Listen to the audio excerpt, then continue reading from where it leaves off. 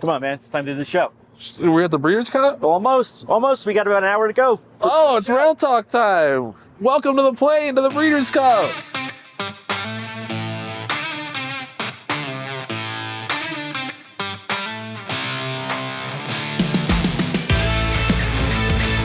Welcome to the latest on-site edition of Rail Talk. This on-site edition is on the plane to the Breeders' Cup. Luxurious as can be, lots of leg room. It looks like we'd shoot a movie here, or as John mentioned, maybe a porn. By the way, I'm Joe Bianca, ownership advisor, West Point Thoroughbreds. Jonathan Green, general manager of DJ Stable, and I think Joe was paraphrasing something I said, but we are 35,000 feet above the USA and heading quickly to Santa Anita. To compete with one another as well. That adds extra excitement, extra intrigue. Appreciate everybody behind the scenes helping out here with this show. So excited to get started. Let's jump into it. We got a little bit of news this week leading up to the Breeders' Cup, and I think the main news is who's not going to be running necessarily, instead of necessarily who's going to be running.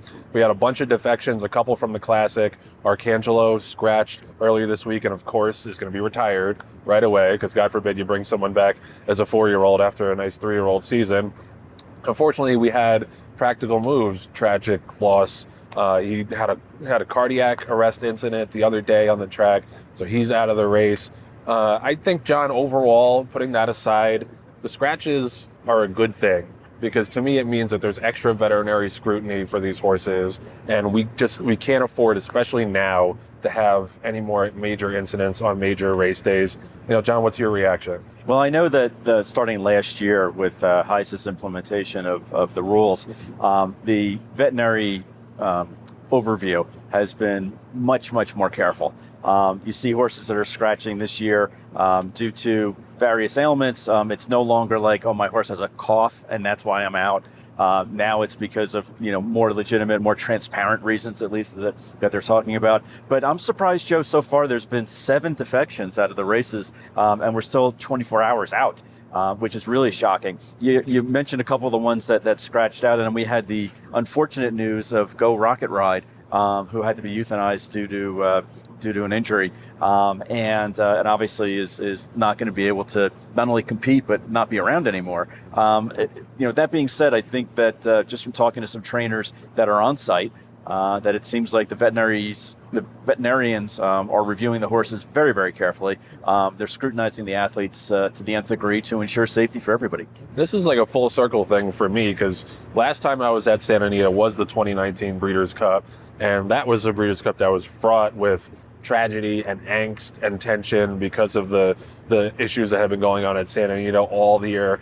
And I just, looking back on it now 4 years later, the stuff with Practical Move and the tragedy with Go Rocket Ride notwithstanding, I just feel like we're in a way better place, and I feel much more confident about the horses racing this weekend than I did back then. Back then, I was in the press box covering it, and I remember being there and counting the horses as they crossed the wire, just to make sure that we didn't have any tragic incidents. And we ended up having one with Mongolian Groom and the Classic. But I just think how far we've come in the last 4 years, and how many more strides that racing and the regulatory bodies that have been put into place are making to keep these horses safe.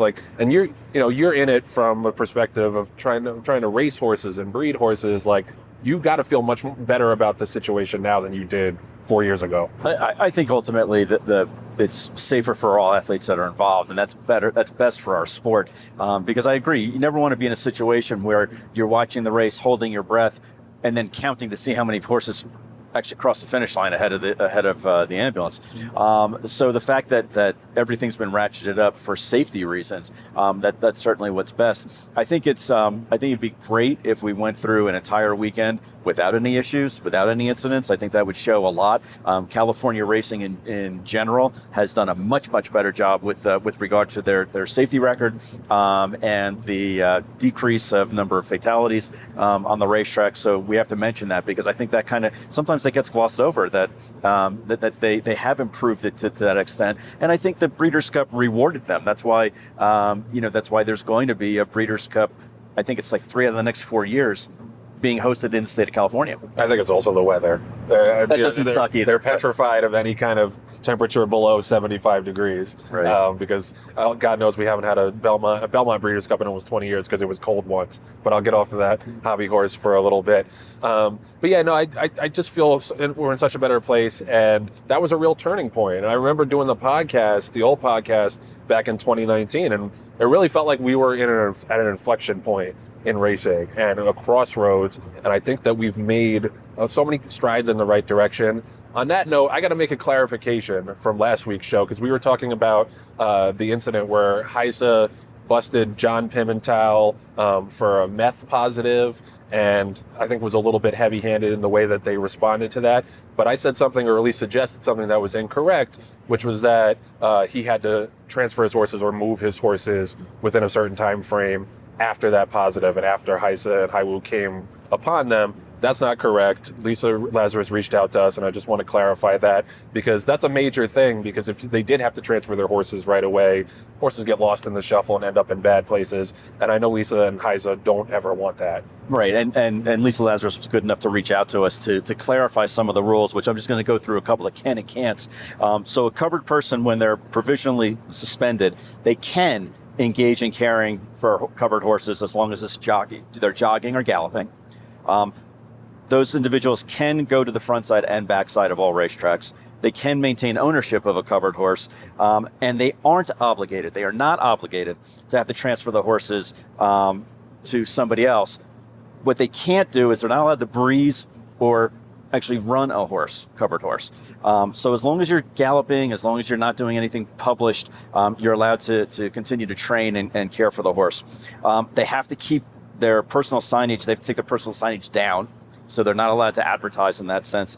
And basically, they are allowed to continue to run their barn under normal circumstances and care for the horses. So we appreciate Heisa reaching out to us and making those clarifications. And we wanted to make sure that we also gave you those rules, so that way you would have a better understanding of what you can and can't do. Of course, you can always go on Heisa's website and look at all the rules, but basically, in summary, those are like the most important 3 or 4 points. I'm just stoked we made it through 15 episodes without having to issue a major clarification. I think that's an accomplishment in itself. I will stand by what I said about the way Heisa handled it, in terms of a guy who has had no safety, no drug violations throughout his entire career.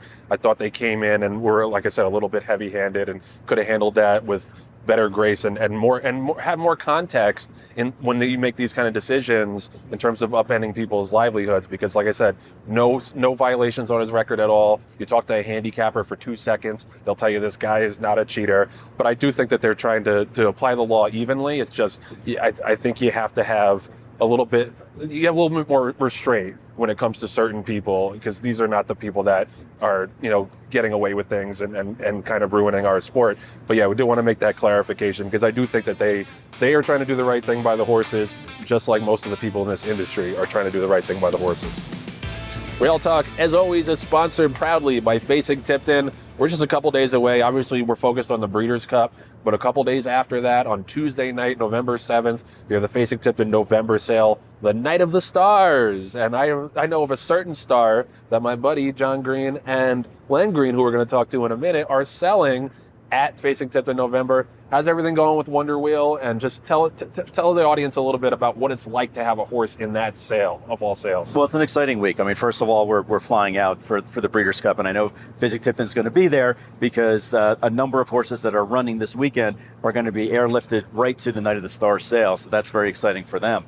Obviously, we have the horse running against each other, and then Wonder Wheel, Champion Wonder Wheel, will be selling this week at Fasig-Tipton, hip number 200. And the thing that I've been amazed about the most isn't just the amount of interest that we've had in Wonder Wheel, because we kind of figured that, but it's the amount of promotion that Fasig-Tipton has spearheaded just for our horse. And that can't be stressed enough when in a Night of Stars, they're focusing on our champion, and just they've been so creative with all their marketing.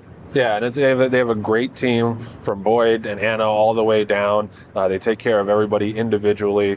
They make you feel like a star on the Night of the Stars. That's hard to do. We cannot wait to see all those beautiful mares in the ring. We're expecting lots of fireworks, lots of multi-million-dollar horses. Hopefully your guys is one of them. I can't see why she wouldn't be. So first, it all depends on how much you're bidding. Are you bidding? Do you have your bidding arm ready? Can I call in? You can call in. All right, That's cool. the thing. You can call in. You can bid online. You can bid right there at the pavilion. All the ways for me to bid a bunch of money I don't have. Thank you, Fasig. We appreciate it. But no, best of luck to you guys. Best of luck to everybody at Fasig. We know this is one of your biggest nights, if not the biggest night of the year. And we can't wait to watch all the action. So we got a couple very special guests this week on this very special Rail Talk episode on the plane to the Breeders' Cup. And the first one is the man himself. The reason we're here on this plane, he is the man of the owner of the Green Group and the founder of the Green Group, which is on his hat right now. He's the owner and the founder of DJ Stable. Will be at the Breeders' Cup with several live chances. Len Green, thanks for talking to us. Joe, it's a real pleasure. It's so good to have you. It's always great to talk to you. It's even better to talk to you on air, because you just light up when the cameras are around, and we appreciate that. Before we get into the Breeders' Cup and the race that we're going to be competing against each other, you guys recently announced something new, a charitable investment that you're making at the Fasig-Tipton Night of the Stars sale. Tell us a little bit about that. Well, Joe, again, this is a great sport as well as a great business. And part of it, sure, is the excitement of racing. But most owners have to remember that there's an afterlife as far as the horses. And that should be part of everybody's program. So to bring that to light and to publicize it, okay, we're going to donate a percentage, okay, of Wonder Wheels sale, okay, to the aftercare programs. And I think it's just a wonderful thing. Anna Ford does a wonderful job with it, and it's our pleasure to spearhead that one. So you're pledging a percentage of the sales to New Vocations? Yes. Correct? And then is that going to be sale-wide, or is it just you guys? Well, we're certainly, Joe, it's a great question. We certainly would encourage, okay, the other people selling horses to say, hey, you know what? Let's not only enjoy the proceeds, but let's give some of it back so that then this organization can take care of horses and give them a second life. Absolutely, and it's a great initiative for you guys. That was the word I was looking for initiative. Yes. But yeah, so John, you can talk a little bit about that as well, and how important, how much you guys have supported aftercare over the years. Well, I think it's a vital importance. These horses have a life cycle, and they're born. We breed them. They're born into the business. They're raised. They go through auctions usually. They're trained. They go onto their career on the racetrack. And then at some point in time, like all of us, they're told they can't race anymore. And at that point in time, up until really a few years ago, there wasn't a great opportunity for these horses to be to be retired. And so Anna Ford and New Vocations, as well as many other nonprofits that are taking care of horses in their second careers, need money. And I think with all of the new health and safety initiatives that have been incorporated into the business, there have been more and more horses that have been retired earlier than in the past. So it's of utmost importance that these organizations are funded, that they're done properly, and that the horses have a chance to live a great life, because they're going to have another 15 to 20 years on this earth. Let's talk about sorry, go ahead. Can you let the pilot go to the bathroom? Sure. Introduce him, yeah. You guys are good. Come on through. I go through, yeah. Come on through. Part of the show. Yeah. We got it. It's important to let the pilot go to the bathroom. I think so. Do you want to expound on that? Yeah, I do. John, I agree with you 100% on that, but I think that before these organizations took place, yes, there was a racing career, and unfortunately, from an awful lot of horses, there was also a period where they got slaughtered. Okay, and to me, this is an utmost importance, because we don't want that to continue to happen. We want them to have a second life, and the second life not only includes riding horses, but for disabled people, it's just so many other organizations and people get involved with these things like New Vocation, that I think it's a wonderful cause. Yeah, and Joe, just to clarify, we've not only spearheaded this new initiative with Wonder Wheel, but we also have another horse in the sale, Goddess Pele, who's a half to Sibelius Grade 1 winning sprinter by Not This Time, and she's selling in full to Epicenter. So both of our horses, both of our entries at Fasig-Tipton sale, are being sold through TaylorMade, and the 1% pledge is for both of them. And I think, thanks to Boyd Browning's, creativity, he actually said their accounting department is going to handle all of the accounting and the debiting of the 1% contribution. So if you're selling a horse and you want to contribute the 1%, it's as easy as checking a box or just letting Boyd and his team know that that indeed you're going to go ahead and do it. And they're actually going to separate and cut the check directly to New Vocations. Let's make this a win-win for everybody. Yeah. Well, first of all, I'm surprised that Len wasn't doing the accounting for that process. But we'll get into that in a little bit. Let's talk about the horses who are racing currently. You got a horse in the Breeders' Cup Juvenile Turf, Can Group. You also have Web Slinger on the undercard on Friday. Typical question I would ask of Connections. How are they doing, and just how exciting is it to have a horse in the Breeders' Cup? It's very interesting. I was on a podcast the other day with West Point, okay, and one of the questions was, how do you become profitable in the horse business? And I said, it's very simple. I said, just win the Breeders' Cup. Or turn around and sell a champion, okay, in the night of the races. And then I guarantee you will be profitable. Yeah, I mean, so it's exciting. And, people have been in this business for a long, long time and have never done it. And here I turn the operation over to John. And for the last 5 years, we've been coming out to the Breeders' Cup. And, it's kind of nice. And, people say, well, do you have a good chance?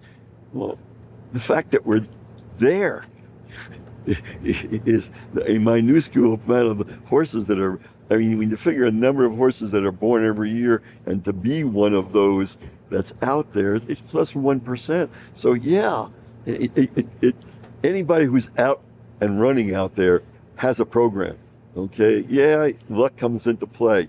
But preparation and strategy and all the things that later on translate into how do you handle revenue agents when they happen to come in. Well, you have a strategy and you have a success pattern, and man, you're going to win almost every time.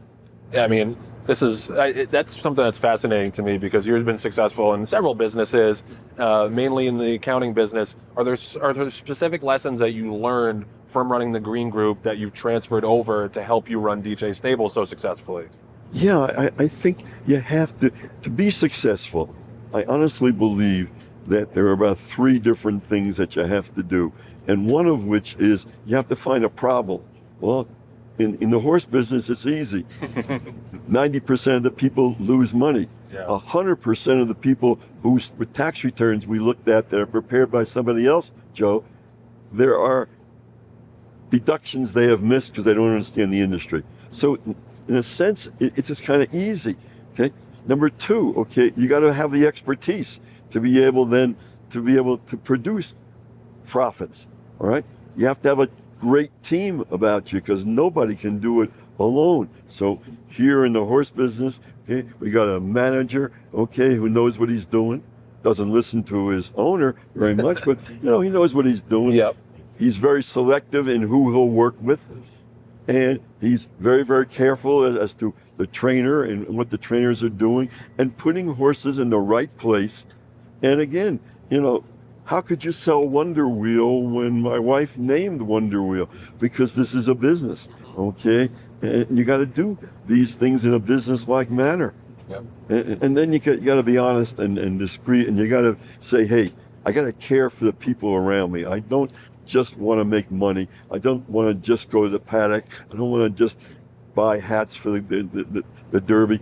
I want to be able to say, hey, are we taking care of all the people involved in it, the people in the backstretch, et cetera, kind of thing, and the people in the programs. And I think if you do that, I think luck just runs over you. Yep. No, good karma for sure, because you guys do a great job, great team, and you take care of everybody from soup to nuts. This is a question for both of you guys on the tax front. We're in the last couple of months of the year. People are starting to prepare for their 2024 tax returns or 2023 returns in 2024. What are some of the things that they should be looking for or focusing on, or be cognizant of, at least, when it comes to the horse business right now? Well, again, the tax laws are set up, Joe, to help you if you understand them. Now, again, who's going to specialize in understanding all the horse tax provisions. Well, it's got to be somebody who actually knows the business.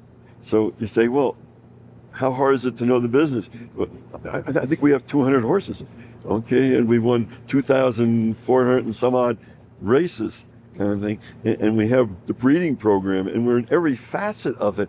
I think you actually know in our firm what is going on and what we're doing. And then we say to people, hey, there's still a window of opportunity to do something with, okay? Because you can buy a horse in November or December and still take the full advantages of that for the year. And people say, well, isn't it less of a deduction? And then don't worry about those kinds of things, because even if you depreciate and take 80% this year, you got 20% as a carryover next year. So again, you take it into your program, you see what you have, especially on mares. Most people don't realize that if you buy a mare in full, there's special deductions you can take in that are not normal if you buy just a mare. So again, it's over and over again, and you have a chance before the year end to form a limited liability company. Well, who cares? There's a lot of extra deductions you get with a limited liability company that you don't get as an individual. So, Joe, if you're in this business, why waste the tax deductions? Yeah, no, and that's what you're there for. And anything to add, John? And Joe, what a lot of people think is, oh, the most important critical time of tax season is the 2 weeks in April before I have to file. It's really not, because by then you've missed an opportunity to take advantage of any purchases or any depreciation in this year. So right now, the next 3 weeks or so are really the prime weeks for you to go ahead and do some strategy, or go ahead and meet with somebody to talk about tax planning, buying mares, buying weanlings, prepaying for stud fees before year end. There's a whole host of different things you can do, but now is the window for you to do it, because as we all know, everyone, in most businesses, they stop doing business after like the second week of December. So you have these next couple of weeks in November, Thanksgiving week, and then the first week of December, and that's really it. So this is the window that you have. And also, John, most accountants and lawyers are charged per hour, which is great. That's a standard for the industry. Okay, we say we'll review your returns for nothing, and we'll point out things that you haven't deducted. If you then want to switch, fine. If you don't, at least you'll be in the business longer, because you'll be taking some tax benefits from it. It did it for me personally. I can attest to that. John, I wonder, is there any question that you want to ask Len that you haven't gotten around to in your 50 some odd years on this planet? Wow, so many come to mind, Joe. I guess probably the one that's most important to me right now at this moment is, who does a better job at podcasting, son number one or son number 1A? I really like Joe, because he introduces me and says some great things about it. When are you going to start saying some great things about, gee, my dad's the guy who taught me everything, so I'm here today as a result of everything. When you teach me something, then I will. Then I will definitely, absolutely.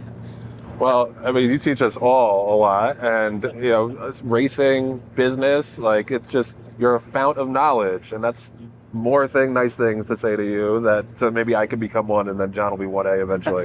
Yeah, and also, Joe, this show, and again, it does so many great things to educate people, because you're telling it as it is, okay? And people have to hear it as it is, instead of sugarcoating it or centering on it. Hey, you may not go as far as maybe you guys go, but you know what? You're bringing it to people's attention. You're doing it in a manner they can enjoy watching it. They don't turn you off after a couple of minutes. I think it's well produced. I just think this is worthwhile being part of. Well, we thank you so much. We could not do the show without you and your support and the support of the Green Group. And it's a natural marriage, because you're so passionate about the game and so successful in it. But you don't have to sponsor it, but we appreciate it, and we always love talking to you. So first, thanks for letting us on your plane. But secondly, thanks for stopping by and being on the show. Yeah, so finally, if West Point beats us, you're going on the wing going home. I got a flight commercial on the way back. All right. We'll work that out in a little bit.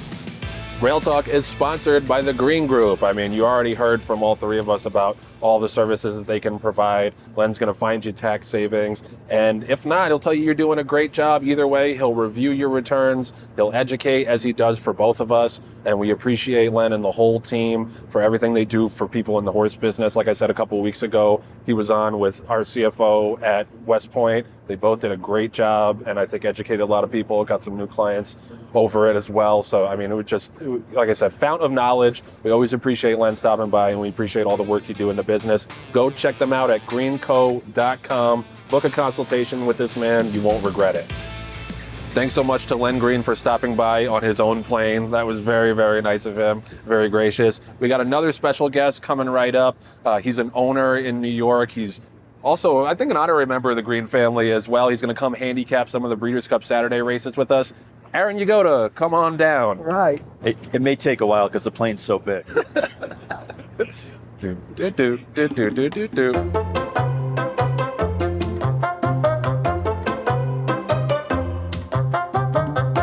Great to have Aron aboard. Aron is a real analytical guy, good handicapper. It's just broad scope to start.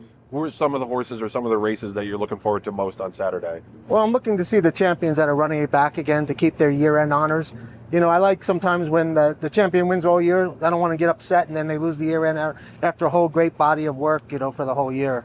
I don't want them to lose it on one bad day. Yeah, no doubt. Let's kick it off with the Classic. I was joking with John last night. This is the first Classic I can remember where I had to try hard and could not remember who the favorite was. Arabian Night, because we went over this. We were like, is that Arabian Night or Arabian Lion? Like, we couldn't figure it out.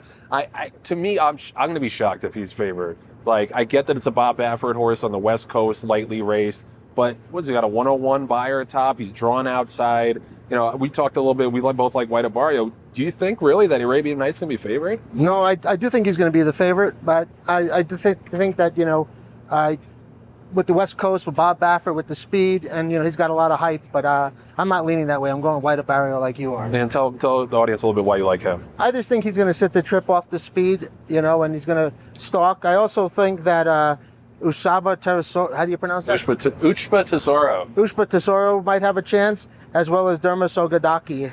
I was just thinking that they might actually get some trips as well. Yeah, if Ushba Tesoro runs back to that race he ran the Dubai World Cup, to me, he's the horse to beat. The thing I liked about White Barrio is he's been at Santa Anita for a while. Rick Dutchrow brought him out. He's breezed 4 or 5 times over the track, so he's not just shipping in. That's one of the things I like. And like you said, I think he's going to get a good trip as well. John, what do you think? I think you guys are both wrong. Okay. So, Bring it on. yeah. So basically, the way I see it is there's so much speed in the race that I think, and especially with the California racetrack where speed usually holds, everyone's going to be gunning for the front. I'm actually picking a little bit of a longer shot, Bright Future, son of Curlin, $350,000 yearling purchase, St. Elias Rapoli. Own it, and Todd Pletcher Training, and bred by Clearski. And you're going to say, well, who is that, John? They are also the breeders of Wonder Wheel. So they know what they're doing as far as producing champions. I really like the fact that he can sit off it. He's an improving horse, and he's an older horse, so I think he's a little bit more developed than everybody else. But guys, I think overall, whether you pick White Barrio, you pick Bright Future, you pick Arabian Night, whomever, one thing I think we can all agree upon is that this Classic has a lot less luster than previous Classics. And we were talking about it before we got on the plane, about how in previous years, there's been such a buzz about the Classic especially. And I think this is kind of like a meh group overall. Yeah, it seems like a letdown with the unfortunate pulling out of Arcangelo and other things that happened this week in terms of the game. But, we have to have a Classic, and someone needs to be. And it's also going to be very hard to top Flightline from last year. So Yeah, no, that's... Yeah, seriously, how could you ever top that? I'm always amazed that West Point was able to turn the page from Flightline and have another good year this year, one of our best years ever. But I think contrary to the, contrasting with the Classic, the Turf is loaded. The Turf has so many horses, so many ways you could go. There's a bunch of Euros. Augusta Rodin, who's been the best 3-year-old in Europe all year. King of Steel, who he's battled with a bunch. Mostadaf, who's been a really nice horse for John Gosden. If you just look at the morning line, Bolshoi Ballet ran a 107 buyer, winning the Sword Dancer last time, and it's 15-1 on the morning line. This race is absolutely stacked. Aron, which way do you lean? With the 3 turns, you never know what's going to happen when they go 3 turns. But I did like Augusta Rodin a little bit, and I was going with King of Steel and Mostadaf. And then for the Americans, I was going to go with Up to Mark to maybe pick him up late. Yeah. He has a great turn of foot. He ran well off the layoff. And I think that he might be the best American chance we have. My only question with him is the distance. He's only been a mile and a quarter so far. The one that I would lean to of the Americans is Warlike Goddess. I was just going to say. Just because she knows, she's done this. She's been a mile and a half. She's been in the Breeders' Cup. She's shipped. She's done all these amazing things. Shariar, the Japanese horse, I think at the rail is a little bit interesting. But John, you got any way?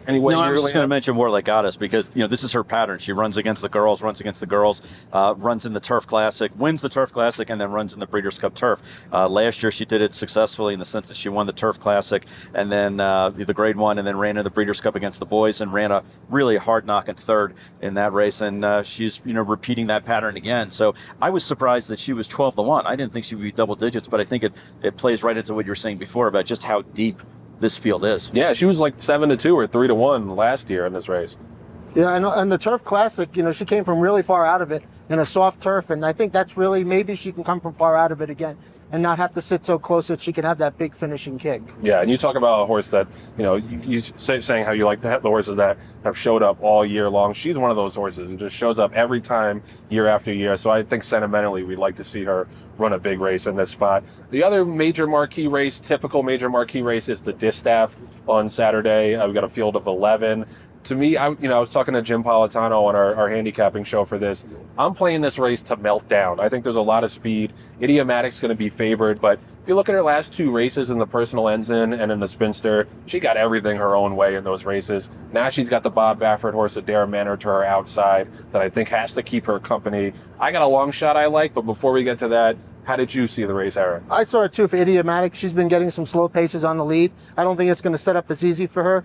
And I think I'm going to go with Clairiere to sit the trip. Maybe give her run a line through her last race, went on sloppy sealed track. Other than that, she's always been there in closing. And she has closed into some slow paces, and I think now she gets a chance to close into a fast pace. Yeah, no, she's right there as well. John, how did you see it? Yeah, in probably the deepest field of the whole entire weekend, there's 11 horses in here. 6 of them have won Grade 1s, and 5 others have placed in Grade 1s and 1 Grade 2. So basically, everybody in the field is deserved and deserves to be here. I actually went the opposite way, and I thought that Idiomatic was going to be the horse to beat. And until beaten, she's still the one that I would play in this race. But you could go to like I said, 6 horses and say, well, it was a Grade 1 winner, so I'm going to play it here. Or it was Grade 2 winner, Grade 1 place, I'm going to play it. And you wouldn't be wrong. There's just, top to bottom, this is the deepest field.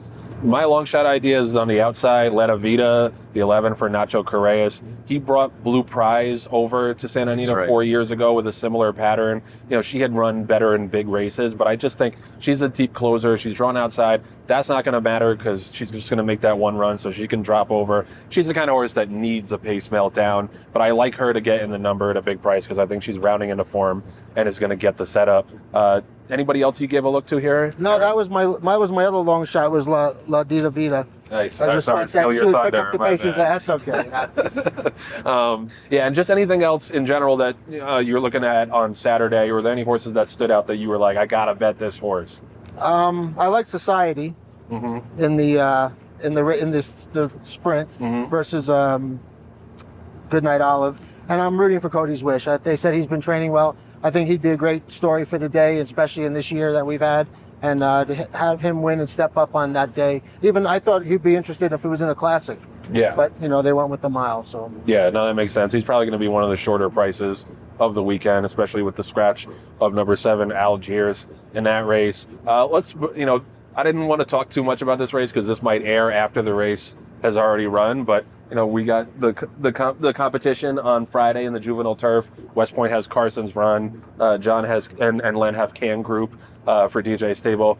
You made me sound so small on Twitter because I was bitching that we drew the wide post, and John was like, I'm just blessed to have all of you as friends. I was like, okay, fine. I didn't help make you feel small. I just magnified the fact that you were small. You always help in that way. But Aaron, you looking at this race from an impartial handicapper's perspective, how did you see it? Remembering the fact that we're 35,000 feet in the air right now. I said impartial handicapper's perspective. Can Group has a great turn of foot. I actually think Cassie's other horse, My Boy Prince, might be the speed of the speed there and get a little loose on the lead. But I hope the Can Group has the big kick at the end. Yeah. I hope that Carson's Run has it as well, but I hope Or you're on the wing if it does. I hope we won 1-2 That's what I said. or a dead heat. But yeah, no, we can't wait for that race. Who did you pick for the contest? Who'd you pick for the Carson's contest? Run. I'm a did you? homer. I'm an absolute homer. Man. See, I wanted to win the contest, so I didn't pick us. Wow. You should be on the wing then. I know, right? Exactly. Exactly. But yeah, Aaron, thanks for stopping by. It's always great. Aaron's a real race tracker. I always see him at Aqueduct, the Horseman's Lounge, and the boxes. Like Now I'm on Air Talk with you guys, the first episode. Air Talk. That's good. I thought when I was in the Mile High Club, this would be my answer to being in the Mile High Club. I don't want to join that with you. Sorry. No offense. Pretty let down for me. Okay, we're getting a little bit out of control, so I think this is a good time to wrap. But Aaron, thanks for stopping by, man. See you soon at the Big A. All right, thank you, guys. Bye, guy. Appreciate it. Rail Talk is sponsored by TaylorMade. TaylorMade has done a great job all year. They were one of the leading consigners at Keeneland September. They're the leading consigner in America in general. They have a big consignment coming up at the Fasig-Tipton November sale and the Keeneland November sale. Part of their Fasig consignment, as we've mentioned before, is Wonder Wheel. And just take us behind the curtain a little bit, John, and all of the things that they've done to help prepare her for the sale. Well, they put together a marketing plan over 2 months ago. When they sat down with us and said, this is the way we're going to attack it. It's going to be three-pronged. We're going to attack with photos and marketing to the dozen different groups that we think can afford a horse like Wonder Wheel and are aggressively purchasing horses like Wonder Wheel. We're going to do a mass marketing on the interweb and do it through social media. And then they also sent out marketing packets that include that are Wonder Wheel themed. That include cotton candy and popcorn and all kinds of different treats that you normally Why did I get one of those? You did. It's on its way. Oh yeah. Right. Right. And there's a Wonder Wheel puzzle of the actual ride itself. I mean, it's really they've done a phenomenal job. Oh wait, I forgot. I gotta switch. I gotta change costumes into my TaylorMade, and then they're giving us the swag to promote the fact that that they have a brand, and I can't speak highly enough about TaylorMade. I think they've done a phenomenal job. Not only, look, let's be real, anybody can sell a good horse. It's the horses that that you need a little help with, that you need to have that extra phone call, that they need to identify which trainers would make the most sense to have this racehorse because it's a certain regional bred, or they've had luck with that family, and they have all of that information at their fingertips, and they utilize it all for the benefit of their clients. And as Len mentioned, Len and John won't just do business with anybody. So I know that you brought Wonder Wheel to the TaylorMade consignment because you trust them and you know them and you know that they're steeped in class and competence. And like you said, going the extra mile with those marketing materials. That sounds so damn cool. I want one of those. Mark, please send me one of those Wonder Wheel packages because I would love that. And so yeah, check out the TaylorMade consignment at Fasig November and Keeneland November. I'm sure it's been a long, hectic year for them. We're looking forward to you guys getting a little bit of downtime. We know you're so excited to sell all those champions and all those beautiful mares coming up. So we'll see you soon at the sales. And we're looking forward to you guys being our sponsors again in 2024. That's right. Good call. Checks in the mail, I'm sure. So that's a wrap on our first, but hopefully not the only show we ever do from 30,000 feet in the air on the plane of the Breeders' Cup. This has been so much fun. Shout out to John and Len for having us aboard. Shout out to Patty Wolf, first and foremost, for having this idea to begin with. She's behind the camera right now. We finally got through an episode without her being on camera. So, oh man, we made it. And shout out to everybody who's supported us on this show. I'm looking at Carly and Michelle and Aaron and Carlene and Len. It's been a great, great show, and we're so excited for the Breeders' Cup. Hope you enjoyed it. Thanks to you guys for listening and watching. Thanks to the sponsors, Fasig-Tipton, the Green Group, TaylorMade, and we'll see you next week, sadly, back on the ground. And don't forget to promote your show with Jim. Oh yeah, go watch the handicapping show, Rail Good Bets, with Jim Politano. We break down all 14 Breeders' Cup races, give you pick 4, pick 5 tickets. Check it out. John, always marketing. Appreciate you, buddy. See y'all next week. P.S. Thank you to Anthony LaRocca, Aaliyah LaRocca, and Nathan Wilkinson, our ace editors and associate producers. Could not do any of this without them. Appreciate you guys back home. Thanks as always for your hard work on the show.